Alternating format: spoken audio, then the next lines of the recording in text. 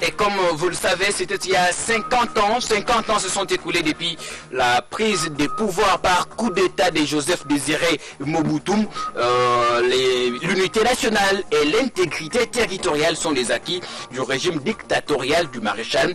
D'ici une demi-heure, nous reviendrons, nous vous ferons un rappel historique sur le fait qui a marqué le passage de Joseph Désiré Mobutu à la tête de l'État.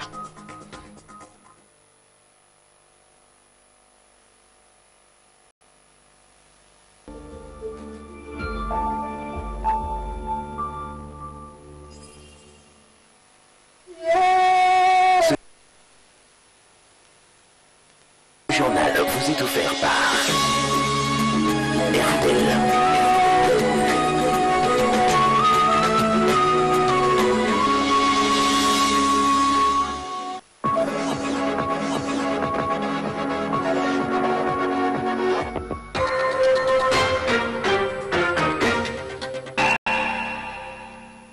Merci de nous rejoindre sur la RTGA depuis Kinshasa. Voici les principaux titres de ce journal.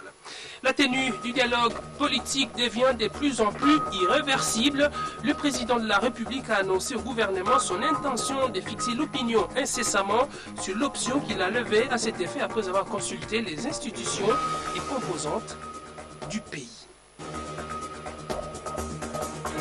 Fini le débrayage dans le secteur des transports routiers. Un comité permanent de suivi des résolutions de la convention collective a été mis en place pour la concrétisation des promesses faites aux transporteurs. Un terrain d'entente vient d'être trouvé entre le gouvernement et les syndicats FORC. 50 ans se sont écoulés depuis la prise des pouvoirs par coup d'État de Joseph Désiré Mobutu, Seseseko Kuku-Gbendu Wazabanga. L'unité nationale et l'intégrité territoriale sont les acquis du régime dictatorial du maréchal. Dans ce journal, un rappel historique vous sera fait par Jacques Moulumba. Et comme chaque mardi, nous ferons le point sur l'environnement avec Dieudonné Sidia. Notre expert va décrypter la problématique de l'évacuation des décharges publiques qui a provoqué une guerre médiatique entre la primature et l'hôtel du gouvernement. Et nous recevrons un invité dans ce journal. Il s'agit de Franck Kankolongo. Il est responsable commercial Tigo Cash. Nous parlerons du lancement hier des Tigo Cash entre la République démocratique du Congo et le Rwanda. Le président de la République, Joseph Kabila Kabange, a présidé ce mardi la 5e réunion extraordinaire du Conseil des ministres à la Cité de l'Union africaine. À l'ordre du jour figurait un seul point, la communication du président de la République sur les dialogues politiques inclusifs qu'il s'apprête à organiser. Le chef de l'État a indiqué qu'il tenait à consulter le Conseil des ministres au sujet du dialogue politique comme il l'a fait depuis le mois de juin dernier avec les diverses autres institutions et composantes de la communauté nationale. Les difficultés nées du processus électoral et les défis à relever à ce sujet, de même que quelques contradictions apparues principalement au sein de la classe politique ont été passées en revue. Le président de la République a annoncé au Conseil des ministres qu'après avoir consulté tout le monde, il fixera l'opinion incessamment sur l'option qu'il a levée à cet effet. Il a invité les membres du gouvernement, aussitôt l'option levée, à s'impliquer individuellement et collectivement dans sa mise en œuvre en ayant présent à l'esprit la nécessité de garantir la paix, la stabilité et la poursuite harmonieuse et apaisée du cycle électoral. Arrivé à Kinshasa pour prendre ses nouvelles fonctions en remplacement de Martin Kobler, Maman Sambo Sidikou, nouveau représentant spécial des Ban Ki-moon en RDC, a échangé ce mardi avec le président de l'Assemblée nationale Aubin Minakou. La MONUSCO souhaite une bonne tenue des dialogues politiques qui doit déboucher sur un calendrier électoral consensuel. Aubin Minakou s'est aussi entretenu avec le représentant de l'ONU-SIDA en RDC. Suivez. J'ai écouté très attentivement ce que le président de l'Assemblée m'a dit. Son analyse rejoint les analyses que nous faisons aussi au niveau de la MONUSCO et des Nations Unies, le secrétaire général des Nations Unies. Et nous sommes convenus de ce qu'un dialogue franc, profond et constructif soit réengagé avec le système des Nations Unies pour aider dans tous ces domaines dont je viens d'évoquer. C'est cela la teneur de nos discussions. Et je lui dis aussi ma joie de me retrouver au Congo après 4 ans et de voir toutes les transformations en cours. Nous sommes, réitérés, disposés à accompagner la RDC dans sa marche vers le progrès et la stabilité. Je dois d'abord féliciter les autorités de la RDC, en ce sens qu'il y a eu d'importants progrès réalisés depuis ces 5 dernières années. Par exemple, aujourd'hui, on a environ plus de 100 000 personnes qui sont sous traitement antirétroviral, ce qui représente 22% des personnes qui ont actuellement été. Vous allez me dire que c'est pas si vrai, je comprends avec ce qu'on doit faire davantage. On doit arriver à des taux de plus de 80%. Nous estimons que d'ici les 5 ans, si un effort est fait, si nous avons la connaissance où se trouve le problème, si nous innovons les stratégies, on peut arriver d'ici les 5 ans à des couvertures de plus de 90%. C'est l'objectif qu'on s'est fixé. 90% des gens puissent connaître, qui sont supposés être séropositifs, puissent connaître leur statut, et 90% des séropositifs puissent être sous traitement antirétroviral. Après les consultations initiées auprès de la classe politique depuis 3 ans, la société civile dans sa diversité a rendu publique une déclaration. Elle soutient le dialogue pour un processus électoral apaisé. Jacques Moulouba.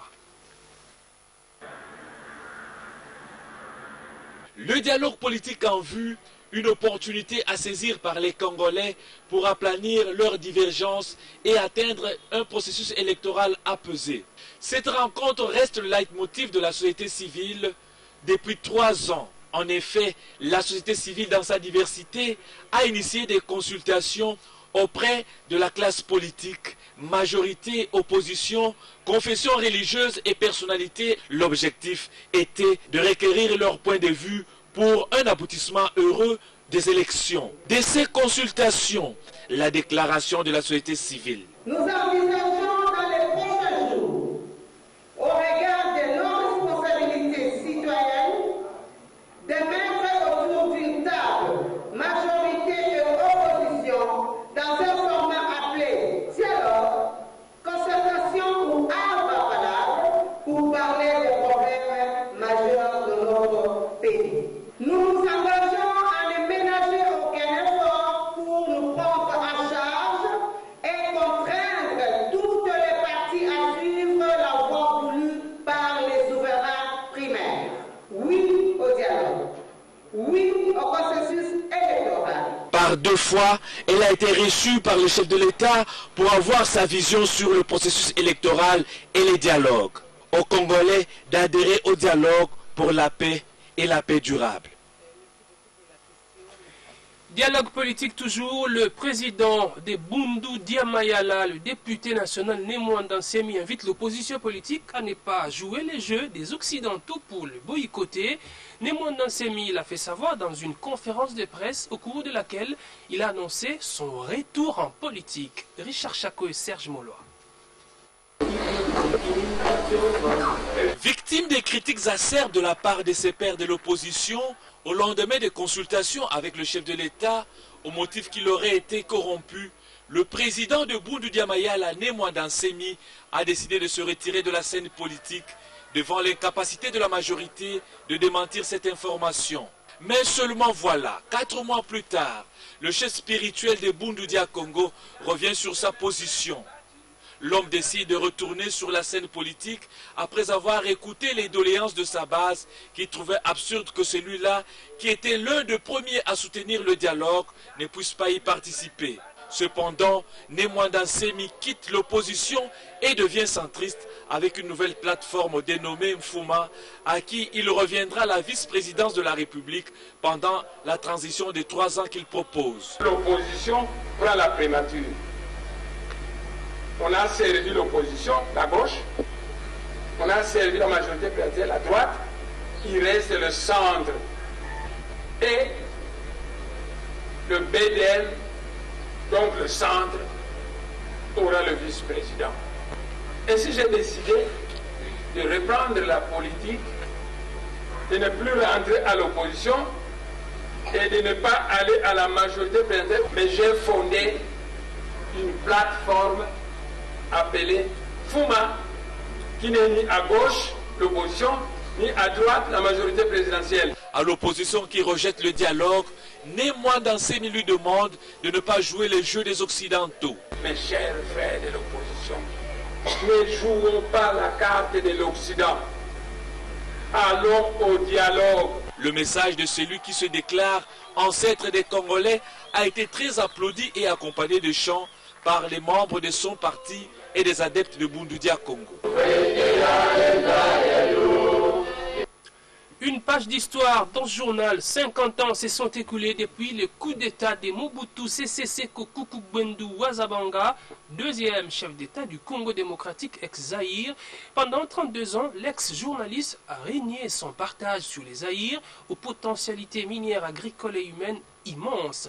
Si à l'origine de son pouvoir, Mobutu était très déterminé à sortir son pays du chaos et de la misère à travers des programmes économiques ambitieux, il s'avère que par la suite, son règne a basculé vers l'imposition et la dictature. Rappel des faits avec Jacques Mouluba. 24 novembre 1965, un tournant décisif dans l'histoire du Congo. Mobutu prit le pouvoir à la suite d'un coup d'État contre le premier président Joseph Kasavubu. À l'époque, le Congo, entre 1960 et 1965, avait vécu des guerres civiles, des rébellions, des sécessions. Suivant une crise politique aiguë entre le président Kasavubu et le gouvernement Tshombe, le coup d'État de Mobutu était accepté par tous. D'ailleurs, à l'étranger, les États-Unis d'Amérique et la Belgique étaient les premiers pays à reconnaître le coup de force de Mobutu. Un mal nécessaire ayant permis de remettre le pays sur le rail. Mobutu s'est présenté comme le libérateur noir en nationalisant les mines en 1966 et déboulonnant les statues coloniales dans la capitale Léopoldville, baptisée Kinshasa la même année. En quelques années, il vide de son contenu la constitution républicaine et crée une véritable dictature en cumulant les fonctions de Premier ministre, chef de l'armée et législateur. Le mouvement populaire de la Révolution est le parti-État auquel toute la population doit adhérer. On y était membre, même dans les entrailles, c'est-à-dire avant la naissance. Mobutu pousse loin son génie créateur pour se détacher de tout ce qui pouvait rappeler l'Occident. Il veut que le Congo retrouve sa culture profonde. C'est la décolonisation culturelle. Le pays est renommé République du Zaïre. 1971, c'est l'année de 3 Z. Zaïre comme pays, Zaïre comme monnaie et Zaïre comme fleuve. Il impose une version zaïroise du costume occidental, la Bakost, et oblige les Zaïrois à choisir les noms d'origine africaine et locale en se débarrassant de prénoms. À ce titre, pour prêcher par l'exemple, il devient lui-même Mobutu Sese Seko Kuku-Gbendu Wazabanga. En 1974, Mobutu lance la politique de zarianisation. Il s'agit de la nationalisation progressive des biens commerciaux et des propriétés foncières qui appartenaient à des ressortissants étrangers. C'est le règne des acquéreurs. Aussitôt, il se lance dans une politique de grands travaux, généralement des éléphants blancs, qui donneront lieu à une importante corruption des élites politiques et administratives. L'usine sidérurgique de Maluku, le barrage d'Inga sont des exemples éloquents car, n'ayant pas fourni au pays ce qu'il attendait réellement. En 1989, l'ancien journaliste publie d'Unité pour l'Afrique peu avant des mécontentements populaires. À la suite des consultations initiées à travers le pays, il instaure le multipartisme en 1990 avec comme corollaire la convocation de la Conférence nationale souveraine. Ce fut une véritable tribune populaire pour dénoncer les dérives du pouvoir. 4 ans après, le pays vit une crise avec l'arrivée sur son sol des réfugiés rwandais fuyant le génocide. Cette crise s'est accentuée avec la progression des troupes de l'AFDEL qui, le 17 mai 1997, ont consacré la chute du régime de Mobutu. Ayant pris fuite, le maréchal du Zaïre a trouvé la mort 4 mois après, le 7 septembre 1997, à Rabat au Maroc.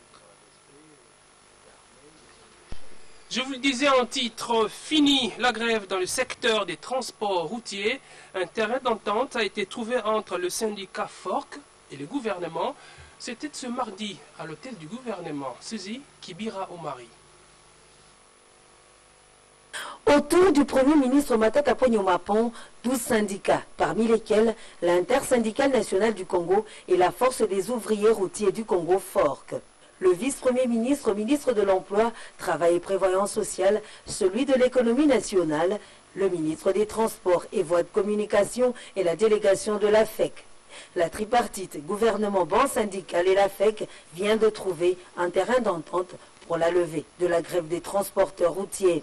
Les options venaient d'être élevées pour revenir à ce qui a déjà été convenu avec l'intersyndicale et le patronat, que quelques obstacles qui étaient sur la voie de cette solution devraient être élevés aujourd'hui même. Le président de la Force des ouvriers routiers du Congo appelle ses collaborateurs à la reprise dans les heures qui suivent du travail. Tout à fait. La principale était d'abord la mise en marche du comité permanent de suivi. Ça, c'est acquis. Et je crois que le Premier ministre a donné des garanties quant à ça. Et nous croyons que demain, après-demain, nous serons en plein dans le travail pour doter le secteur des transports routiers d'une convention collective sectorielle et toutes les conditions viables pour que le travail dans ce secteur puisse se dérouler dans les normes. L'Intersyndicale nationale du Congo rassure du respect des engagements de chaque parti.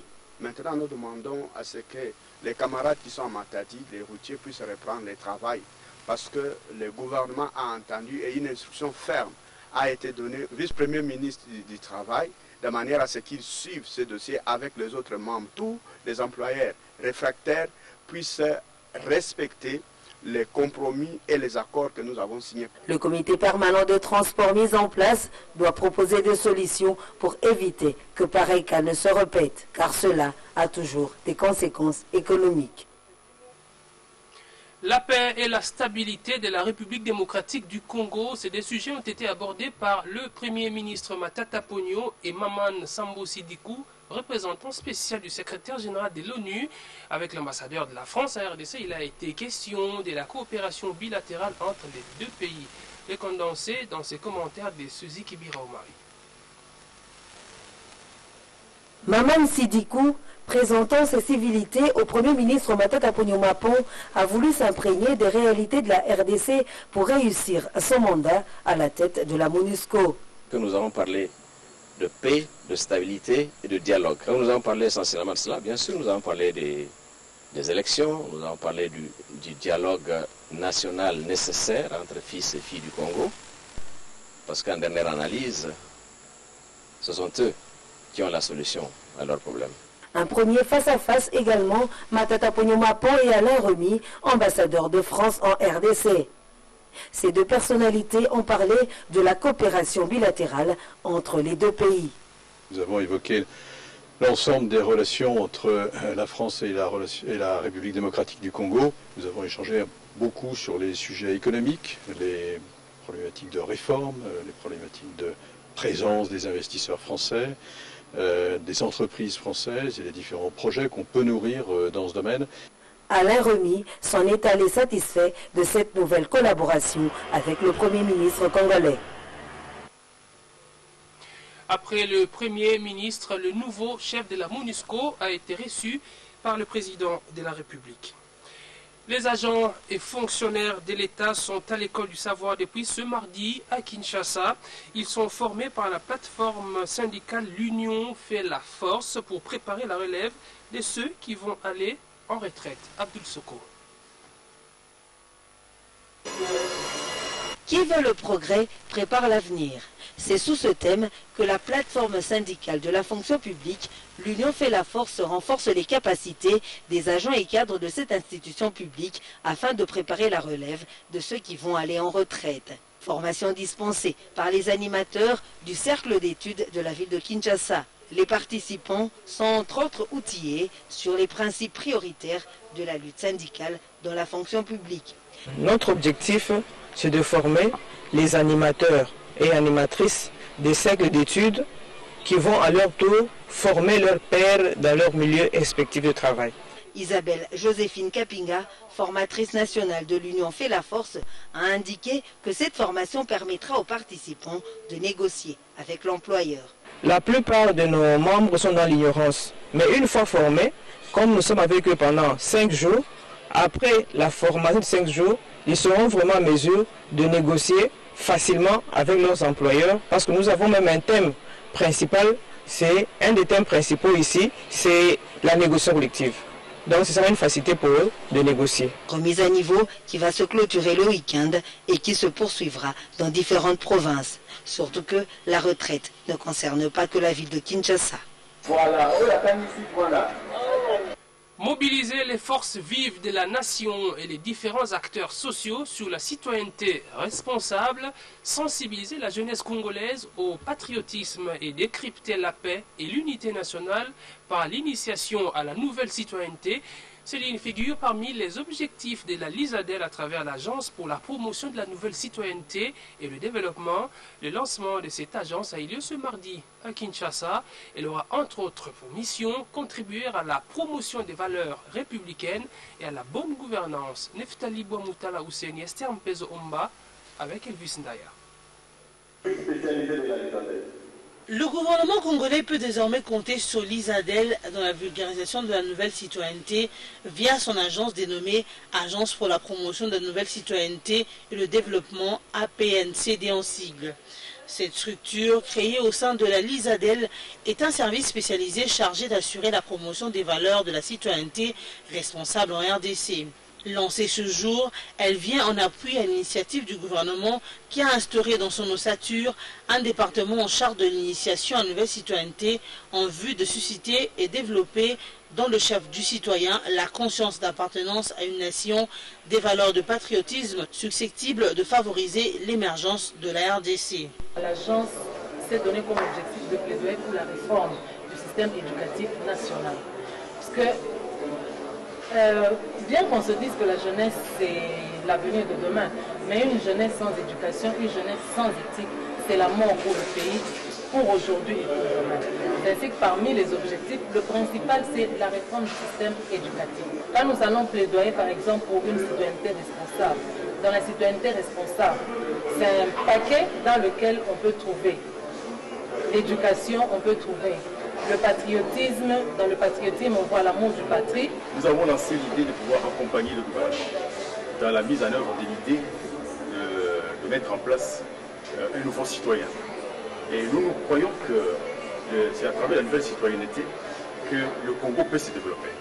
Nous avons, au niveau de la LISADEL, initié une structure que nous avons mis en place et que nous avons structurée pour que nous puissions arriver à mener des actions qui peuvent, à la longue, permettre à notre pays de changer. La nouvelle citoyenneté constitue donc le recours aux valeurs et l'exclusion des antivaleurs. La citoyenneté responsable implique aussi et surtout la bonne gouvernance, la bonne gestion et la redistribution équitable des ressources du pays à tous les citoyens pour leur épargne.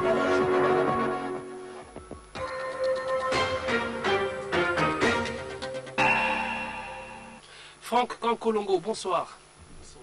Vous êtes responsable commercial des Tigo Cash. Avec vous, nous allons donc parler du lancement de ces services entre la République démocratique du Congo et les Rwandais. Mais d'abord, présentez-nous en quelques mots le service Tigo Cash. Oui, Tigo Cash, c'est un service financier qui se fait via le téléphone et qui te permet d'envoyer de l'argent à un partenaire, à un membre de famille, à ton épouse. Tu peux l'envoyer à distance. Elle peut se retrouver à Goma, elle peut se retrouver à Kinshasa, au Katanga. Mais aujourd'hui, nous avons la possibilité d'envoyer aussi au Rwanda, parce que Tigo Cash existe aussi au Rwanda et nous avons notre entreprise sœur de l'autre côté. Hormis le fait d'envoyer de l'argent, nous avons aussi la possibilité d'acheter des biens avec toute facilité, toute simplicité. On envoie de l'argent avec toute facilité, toute fiabilité, toute sécurité. Mais aussi, on a la possibilité de s'acheter des unités, nos unités habituelles. On peut les acheter n'importe où et n'importe quand. Mais quels sont alors spécifiquement les avantages que présentent ces genres de services par rapport aux moyens formels que nous utilisons ou informels que nous utilisons d'habitude, nous utilisions d'habitude? Parce que là, vous êtes en train de vous implanter. Oui, je vais essayer d'aller sur des cas très concrets. Et essayons d'imaginer que nous sommes au Rwanda et que nous sommes en même temps sur la partie RDC à Goma. Mais nous avons l'habitude d'aller passer une nuit sur la rive du Rwanda, parce que nous qui fréquentons Goma, il y a beaucoup de gens qui résident à Gisenyi et nombreux de la partie rwandaise qui viennent faire le business sur la partie du Congo. Alors imaginez combien c'est assez pénible de se déplacer avec les espèces, avec toute l'insécurité que ça peut entraîner, et combien c'est assez compliqué d'envoyer de l'argent si on doit utiliser l'informel ou même utiliser le formel avec le prix que ça entraîne. Alors aujourd'hui, nous donnons cette facilité, comme nous la donnions en interne, avec toute cette facilité que nous avions en local, nous la donnons maintenant avec notre société sœur, qui est Tigo du Rwanda, mais pour répondre aux besoins du consommateur. Parce que nombreux nous l'ont demandé pendant longtemps, et nous avons intégré avec notre société sœur, et là nous sommes disponibles à le faire depuis hier. Et comment on fait pour utiliser Tigo Cash? De manière très formelle aujourd'hui, vous faites étoile 1, 2, 3, dièse yes, vous allez dans les menus et vous choisissez l'option qui vous plaît. S'il faut envoyer de l'argent, vous allez sur envoi. S'il faut faire des achats, vous irez sur achat. S'il faut acheter du crédit pour vous, comme pour quelqu'un d'autre, vous allez aller acheter du crédit pour vous, pour quelqu'un d'autre dans les menus. Mais pour l'envoi vers le Rwanda, pour l'envoi international, nous faisons étoile 1, étoile 2, 3, 1. Et ça nous permet d'envoyer au Rwanda. Parlons justement du Rwanda. La République démocratique du Congo a plusieurs voisins avec qui nous avons également des échanges commerciaux. Pourquoi les choix du Rwanda d'abord? Aujourd'hui, Tigo Cash s'est positionné qualité. Depuis que nous avons lancé, nous essayons de faire la grande qualité. Et vous remarquerez que nous n'avons pas de problème en termes de transactions parce que notre plateforme est très fiable. Et nous n'avons aucun problème en termes de disponibilité parce que nos agents sont très liquides et ils disponibilisent assez de cash pour nos clients qui viennent demander ce service.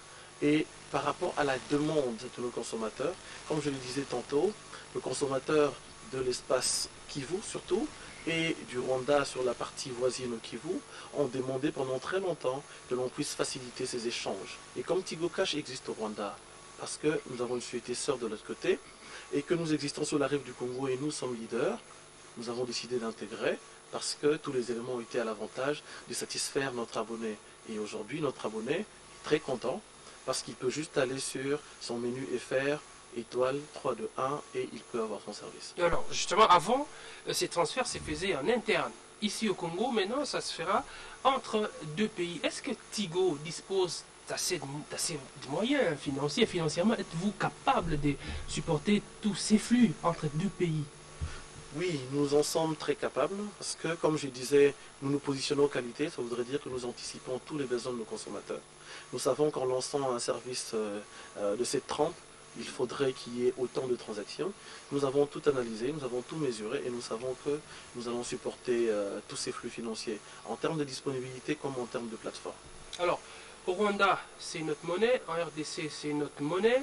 Au Rwanda, on utilise également le dollar. Ici aussi le dollar. Comment vous allez faire? Comment ça va fonctionner? Ouais, cela a été automatisé dans le système. Ce n'est pas compliqué. Il faudrait juste aller dans les menus. Comme je disais au départ, si vous faites 2, 3, 1, vous entrez dans votre menu, vous allez aller choisir directement votre monnaie. Donc c'est simple. Très simple. Alors, le dernier rapport de l'autorité de régulation des postes et télécommunications a placé en tout cas votre entreprise en première position en ce qui concerne le mobile banking. Pour vous, votre succès, qu'est-ce qui a garanti ce succès? Oui, premièrement, je veux dire que nous en sommes très satisfaits et nous sommes très fiers d'être leaders. Et notre succès est vraiment basé sur le fait de la qualité, comme je le disais au départ. Je répète qualité parce que nous nous sommes positionnés qualité et derrière la qualité, nous entendons le fait d'avoir une plateforme qui donne le service, un service impeccable, une plateforme qui n'a aucun problème depuis le départ et une plateforme qui est très stable. À côté de la plateforme, nous avons le fait du service lui-même. Quand vous vous rendez aujourd'hui pour faire une transaction financière auprès d'un de nos agents, vous le trouverez avec autant de liquidité pour vous servir. L'agent qui vous servira vous donnera ce qu'il faut pour être satisfait. Nous avons aussi aujourd'hui développé la formation pour nos agents, pour qu'ils arrivent à donner ce service de qualité, mais aussi pour les abonnés, pour qu'ils arrivent à comprendre l'utilité de Tigo Cash, les usages de Tigo Cash, qu'ils voient Tigo Cash aujourd'hui comme une solution et non nécessairement comme un nouveau produit qui est arrivé, qu'ils regardent vraiment comme une solution à leurs divers problèmes. Voilà, et on va peut-être terminer, vous allez peut-être rappeler, parce que le sujet d'aujourd'hui, Tigo Cash, lancé entre la RDC et le Rwanda, comment on fait? On fait étoile 2, 3, 1, on va dans les menus, on choisit le Rwanda, on choisit la monnaie, on choisit la devise, je voudrais dire, et on met son mot de passe, on met le numéro de la personne à qui on voudrait envoyer cet argent, et on appuie sur Yes, et l'argent est au Rwanda, et pareil pour ceux du Rwanda pour le Congo, et c'est juste pour satisfaire le consommateur qui a demandé de transférer de l'argent d'une rive à l'autre. Merci beaucoup, Franck Kankolongo. C'est moi qui vous remercie, responsable commercial des Tigo Cash. Merci beaucoup. Et on poursuit avec l'actualité. Une cagnotte de 8 500 000 francs congolais a été partagée ce mardi 24 novembre par deux parieurs du Super Jackpot. Les parieurs de Matadi et de Kinshasa ont gagné sur la combinaison 46 15 20 19. Ici à Kinshasa, Kayembe a reçu sa part de 4 250 000 francs congolais à l'agence de victoire Esther Mpezo Omba avec Pedi Ferreira. Cette semaine, encore deux gagnants du Super Jackpot de premier game. KMB de Kinshasa et un parieur de Matadi qui sont partagés la somme de 8 500 000 francs congolais. Ici à Kinshasa, dans l'agence de Kalamou, pour avoir joué pour 10 tickets de 300 francs, un ticket a fait de lui gagnant dans la combinaison 46, 15, 20 et 19. Heureux, KMB s'est fait accompagner des membres de sa famille pour percevoir sa cagnotte de 4 250 000 francs congolais. Je suis un parieur régulier et aujourd'hui je suis récompensé. J'encourage les autres parieurs à être persévérants. On a gagné 4 250 et dans l'ensemble, on a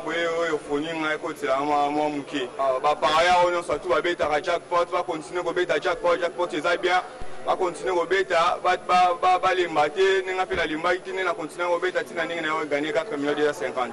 Premier game dans ces différents jeux, premier loto, premier rapide, Paris foot et autres fait de plus en plus épreuve à Kinshasa, à Matadi, à Boma et à Lubumbashi. Question de démontrer son sérieux et faire vivre la vraie vie du loto. Au titre de ce journal, la tenue du dialogue politique devient de plus en plus irréversible en RDC. Le président de la République a annoncé au gouvernement son intention de fixer l'opinion incessamment sur l'option qu'il a levée à cet effet après avoir consulté les institutions et composantes de la République démocratique du Congo.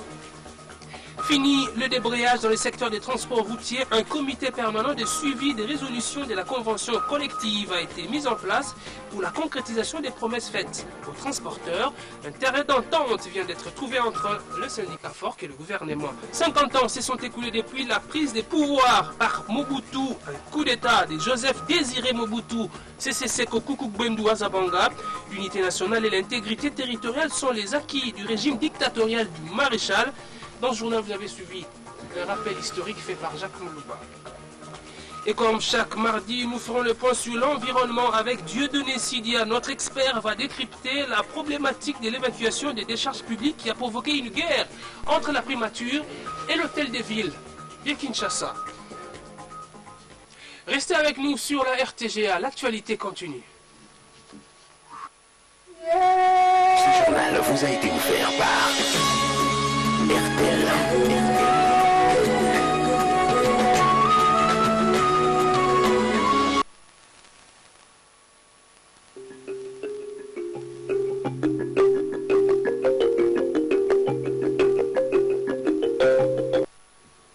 On fait le point sur l'environnement avec Dieudonné Sidia, notre expert des questions environnementales. Bonsoir Dieudonné. Bonsoir Patrick. Alors on reparle ce soir de la problématique de l'évacuation des décharges publiques ici à Kinshasa. Avant de commencer le débat, illustration du sujet dans ce reportage d'Olive Lamiel. L'hôtel de ville de Kinshasa a finalement pris en charge les travaux d'évacuation des immondices dans la ville de Kinshasa. Ce lundi, des camions d'évacuation étaient encore perspectibles devant les décharges publiques des déchets ménagers qui infestaient la ville pendant que l'autorité urbaine et le gouvernement central se rejetaient la responsabilité par médias interposés. Les Kinois qui n'aspirent qu'à la propreté ont salué la reprise de cette opération.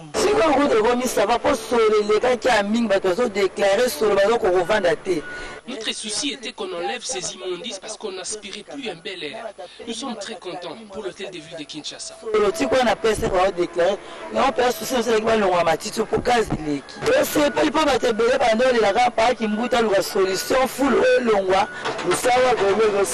Nous sommes très heureux pour ce travail. C'est bien fait. Désormais, les pousse-pousseurs doivent payer 500 francs par course pour déverser les déchets. Ces derniers n'approuvent pas cette mesure. Nous demandons au président de la République lui-même de trouver une solution. On paye 1500 francs congolais pour louer les pousse-pousse. Pour le déverser avant, on payait 200 francs congolais. Maintenant, c'est 500 francs congolais. Le souhait de la population est que l'évacuation soit permanente au lieu d'être ponctuelle. Le gouvernement provincial de Kinshasa doit trouver les moyens de poursuivre la gestion durable de ces déchets ménagers, comme l'a si bien fait l'Union européenne durant toutes ces années. Un reportage commenté par Esther Mpezo-Omba et Dieudonné Sidia. Après la guerre des communications entre le gouvernement central et l'hôtel de ville de Kinshasa, quelle est la situation maintenant sur terrain? Oui, merci pour la question. La situation présentement sur terrain, parce que moi-même je veille personnellement à ça, je descends sur terrain pour voir un peu comment les choses évoluent. Je peux vous dire et vous rassurer que c'est depuis le jeudi de la semaine passée que la ville de Kinshasa a pris la responsabilité, a pris au fait ses responsabilités en évacuant déjà les immondices qui gênaient les Kinoises et Kinois. Donc le jeudi passé, on a commencé les évacuations le vendredi, tout le week-end, malgré la pluie, tout ça, il a plu abondamment le week-end, malgré cette pluie diluvienne. Les travaux d'évacuation ont continué et ça continue jusqu'à aujourd'hui. Et aujourd'hui, la situation sur terrain se présente comment? C'est que l'évacuation continue. L'évacuation continue jusqu'à aujourd'hui. Mais il s'est fait que les immondices, la quantité d'immondices était énorme. Était vraiment énorme.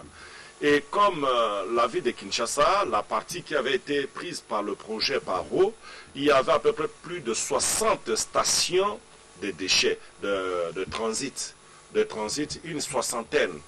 Et sur le soixantaine, il y a 2 équipes qui se sont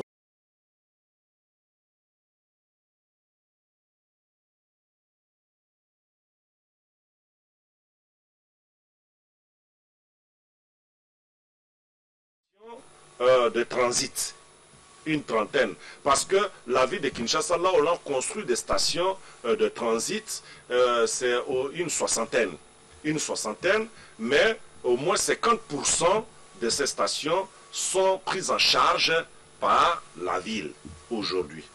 Donc on a évacué à peu près une trentaine de stations et la première équipe est là pour maintenir la propreté, l'évacuation qui avait été faite.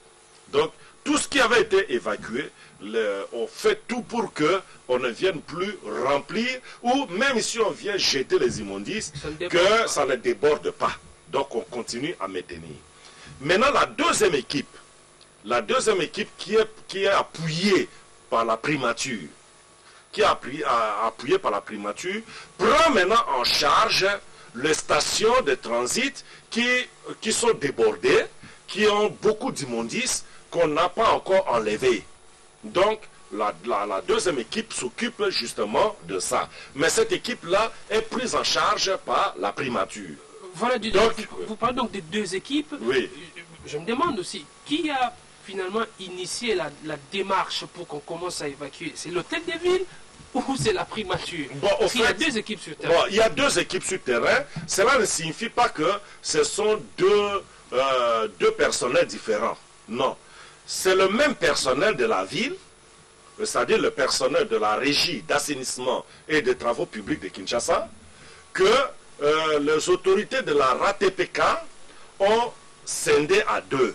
On dit, voilà, vous, ce groupe ici, vous allez vous occuper des stations d'évacuation qui n'avaient pas encore été touchées, qui sont en débordement, mais appuyées par la primature. Mais l'autre équipe reste pour, comme on dit, quand on occupe en guerre, quand on occupe une ville, il faut une équipe pour assurer la sécurité. Donc, c'est cette équipe qui reste pour pouvoir maintenir les stations-là propres. C'est-à-dire quand on vient, cela ne suffit pas qu'on va plus jeter. On va continuer à jeter, mais dès qu'on jette, on évacue directement. Mais la deuxième équipe, avec l'appui de la primature a pris en charge. L'appui de la primature consiste au fait à payer les carburants pour les engins, payer les carburants. Et l'appui de la primature aussi consiste au fait à louer des engins supplémentaires. C'est-à-dire il y a déjà des engins, mais pour que les choses aillent beaucoup plus vite, il faut suffisamment d'engins. Donc la primature a décidé de louer des engins supplémentaires. Donc il y a des engins qu'on a pris, qui n'étaient pas dans l'effectif des engins que l'Union européenne avait légués au gouvernement congolais. Donc il faut encore ajouter d'autres engins. Et les engins qu'on ajoute pour prendre en charge des stations qui n'avaient pas été évacuées, ce sont ces engins-là qui sont loués avec l'appui de la primature. C'est pourquoi on a vu dernièrement le Premier ministre descendre sur le terrain. Voilà, justement, le Premier ministre est descendu sur le terrain pour s'assurer un peu de la situation. Il a regardé, il a mesuré, il a certainement mesuré la grandeur du problème. Et sachant que avec l'hôtel de ville seul, ça va être peut-être difficile. Avec les engins qui disposent l'hôtel de ville, peut-être ça va être difficile. Il faut ajouter d'autres engins. Et ce sont ces engins-là que la primature loue aujourd'hui et met à la disposition de la régie d'assainissement et de travaux publics pour que l'évacuation se fasse le plus rapidement possible. Au fait, le souci, c'est de débarrasser les Quinoises et Quinois, en tout cas de ces immondices, le plus rapidement possible. Donc c'est ça, au fait, le souci de la primature. Mais en attendant, pendant que le travaux se fait au niveau des stations qui n'avaient pas été évacuées, les stations qui ont été évacuées, on essaie de stabiliser pour que la gestion revienne à la normale. Que dès que vous jetez, aussitôt, on doit ramasser pour que ça ne déborde plus. Voilà un peu ce qui se passe aujourd'hui sur le terrain. Voilà, c'est que moi je vérifie. Oui, Dieu de Sidia, alors toutes ces immondices, on va aller les déverser. En passant, c'est là qu'il y a la très grande décharge. Quel est actuellement l'état de cette décharge, Dieu de Dieu? Oui, justement, c'est ça qu'on appelle CET. CET, c'est-à-dire Centre d'enfouissement technique. C'est-à-dire c'est la décharge finale. C'est la décharge finale que la ville utilise aujourd'hui pour déposer toutes les immondices qu'on ramasse dans la ville de Kinshasa.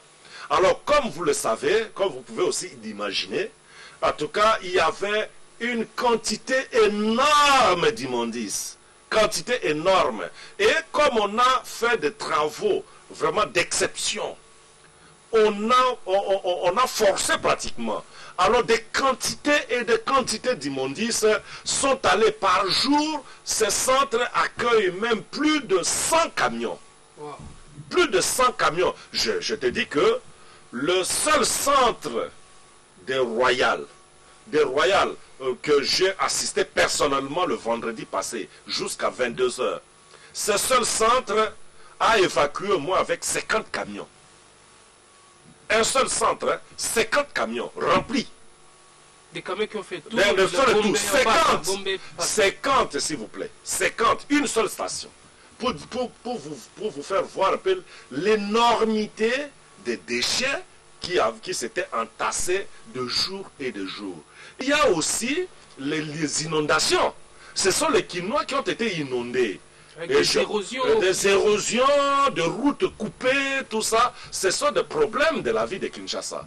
Et mettent de l'eau dans leur vin et que ils harmonisent un peu leur point de vue pour qu'on puisse aller de l'avant. En quelques secondes, j'ai donné rappeler dans les sujets, le reportage tourné par Olive Lamiel, il y a des gens qui réclamaient qu'on leur fait payer de l'argent pour déverser les déchets dans ces points.